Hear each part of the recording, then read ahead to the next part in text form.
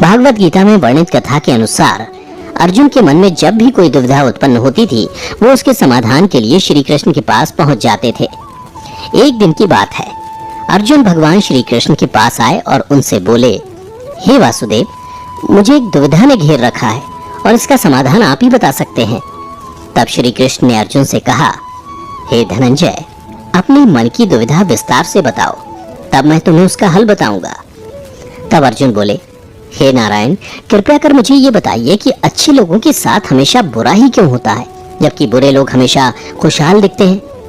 अर्जुन के मुख से ऐसी बातें सुनकर श्री कृष्ण मुस्कुराते हुए बोले, हे पार्थ, मनुष्य जैसा देखता है या फिर महसूस करता है, वास्तव में वैसा कुछ नहीं होता, बल्कि अज्ञानतावश वह सच्चाई को समझ नहीं पाता।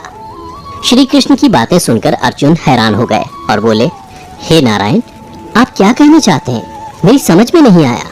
तब श्री कृष्ण बोले, अब मैं तुम्हें एक कथा सुनाता हूँ, जिसे जानने के बाद तुम समझ जाओगे कि हर एक प्राणी को उसके कर्म के हिसाब से ही फल मिलता है। अर्थात जो बुरा कर्म करता है उसे बुरा फल मिलता है, और जो अच्छा कर्म करता है उसे अच्छा फल मिलता है, क्योंकि अच्छे कर्म और बुरे कर्म तो मनुष्य पर निर्भर करता है। प्रकृति प्रत्येक को अपनी राह चुनने का मौका देती है। अब इसका फैसला करना कि वो किस राह पर चलना चाहता है, ये व्यक्ति विशेष की इच्छा पर निर्भर करता है। फिर कथा सुनाते हुए श्री कृष्ण बोले, बहुत समय पहले की बात है, एक नगर में दो पुरुष रहा करते थे। उनमें से एक पुरुष व्यापारी था, जिसके लिए अपने जीवन में धर्म और नीति की बहुत महत्ता थी। वो पूजा पाठ और भगवान की भक्ति में बहुत विश्वास करता था। चाहे कुछ भी हो जाए, वो रोज मंदिर जाना नहीं भूलता, ना ही दान धर्म के कार्य में किसी प्रकार की कमी रखता था। कुछ भी हो जाए, वह नित्य भगवान की पूजा अर्चना किया करता था। वहीं दूसरी ओर उसी नगर का दूसरा पुरुष पहले से बिल्कुल ही विपरीत था। वो प्रतिदिन मंदिर तो जाया करता था, परंतु पूजा पाठ के उद्देश्य से नहीं, बल्कि मंदिर के बाहर से चप्पल और धन चुराने के लिए। उसे दान धर्म न्याय नीति किसी से कुछ लेना देना नहीं था, इतना ही कि वह मंदिर जाकर वहां चोरी किया करता था। इसी तरह समय बीतता गया और एक दिन उस नगर में जोर की बारिश हो रही थी, जिसकी वजह से उस दिन नगर के मंदिर में पंडित के अलावा कोई नहीं था। ये बात जब दूसरे पुरुष को पता चली तो उसके मन में ख्याल आया, अभी सही मौका है मंदिर के धन को चुराने का, और वो बारिश में ही मंदिर पहुंच गया।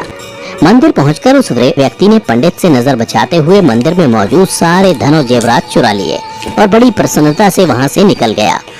उसी समय धर्म कर्म में विश्वास करने वाला व्यापारी भी मंदिर पहुंचा और भगवान के दर्शन किए, परंतु दुर्भाग्य से मंदिर का पुजारी उस भले व्यापारी को ही चोर समझ बैठा और शोर मचाने लगा। शोर सुनकर मंदिर में लोगों की भीड़ जमा हो गई और सभी लोग उस भले व्यापारी को ही चोर समझ बैठे और उसे अपमानित करने लगे। यह देखकर वो भला व्यक्ति हैरान हो गया और उसे समझ नहीं आ रहा था कि उसके साथ क्या हो रहा है। फिर वह किसी तरह लोगों से बचता हुआ उस मंदिर से निकल गया, लेकिन दुर्भाग्य ने उसका साथ वहां भी नहीं छोड़ा। मंदिर से बाहर निकलते ही वह एक गाड़ी से टकरा गया और घायल हो गया। फिर वह व्यापारी लंगड़ाते हुए घर को जाने लगा। तभी रास्ते में उसकी मुलाकात उस दुष्ट व्यक्ति से हुई जिसने मंदिर का धन चोरी किया था। वह झूमता नाचता हुआ जोर जोर से बोलते हुए जा रहा था कि आज तो मेरी किस्मत ही चमक गई, एक साथ वो भी इतना सारा धन मिल गया। जब व्यापारी ने उस दुष्ट आदमी की ये बातें सुनी तो उसे बहुत हैरानी हुई और क्रोधित हो उसने अपने घर जाते ही भगवान की सारी फोटो निकालकर फेंक दी और भगवान से नाराज होते हुए अपना जीवन व्यतीत करने लगा। कुछ समय पश्चात दोनों ही व्यक्तियों की मृत्यु हो गई और दोनों यमराज की सभा में पहुंचे। उस व्यापारी ने अपने बगल में उस दुष्ट व्यक्ति को खड़ा देख क्रोधित स्वर में यमराज से पूछ ही लिया कि मैं तो हमेशा अच्छे कर्म करता था, पूजा पाठ दान धर्म में विश्वास रखता था, जिसके बदले मुझे जीवन भर सिर्फ अपमान और दर्द ही मिला, और इस अधर्म करने वाले पापी व्यक्ति को नोटों से भरी पोटली, आखिर क्यों?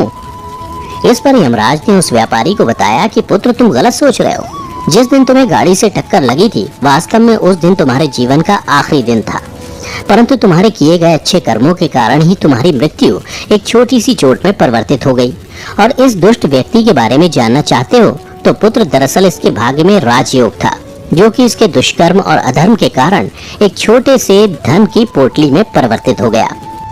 श्री कृष्ण अर्जुन को ये कथा सुनाने के बाद कहते हैं, पार्थ, क्या तुम्हें अब तुम्हारे प्रश्न का उत्तर मिल गया? ऐसा सोचना कि भगवान लोगों के अच्छे कर्मों को नजरअंदाज कर रहे हैं, ये बिल्कुल भी सत्य नहीं है। भगवान हमें क्या किस रूप में दे रहा है, ये मनुष्य की समझ में नहीं आता।